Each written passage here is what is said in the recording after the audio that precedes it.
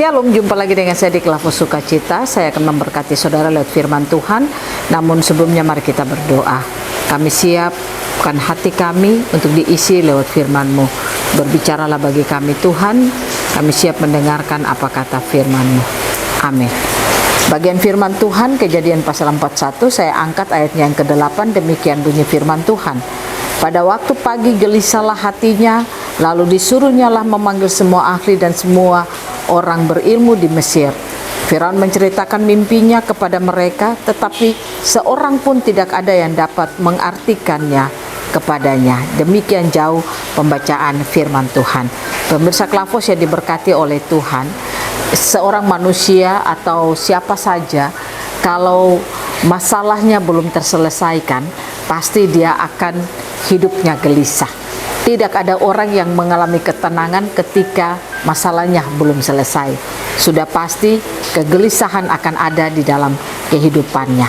Nah, inilah yang dialami oleh Firaun ketika Firaun ada di dalam mimpi yang buruk. Artinya dia bermimpi tentang lembu yang kurus memakan lembu yang gemuk.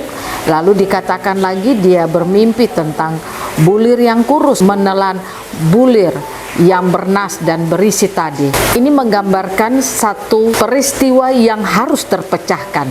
Namun dikatakan mimpi ini tidak dapat diartikan oleh semua ahli dan semua orang berilmu di Mesir. Nah, inilah gambaran kehidupan manusia.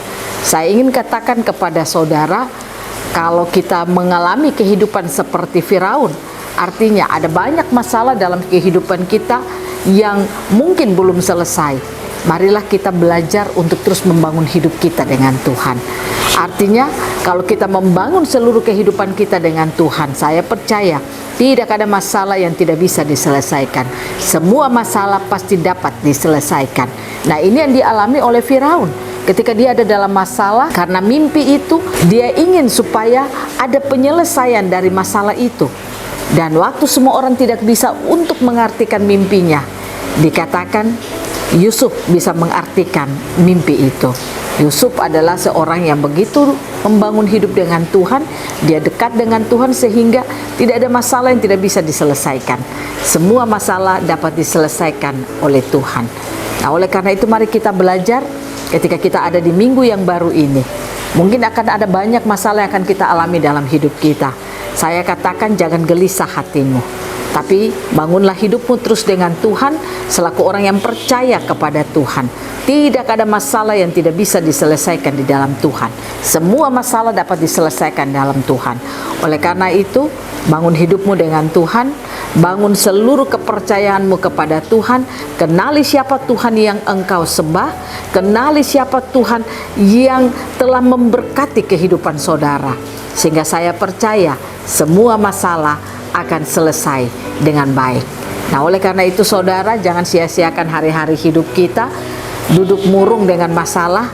Kita sia-siakan hari-hari kita, artinya kita buang-buang hari-hari kita hanya dengan masalah yang belum selesai-selesai. Tapi saya mengajak saudara, tidak ada masalah yang tidak bisa diselesaikan dalam Tuhan. Semua masalah dapat diselesaikan. Mari kita terus bangun hidup kita dengan Tuhan. Percayalah, hanya di dalam Tuhan semua masalah dapat selesai.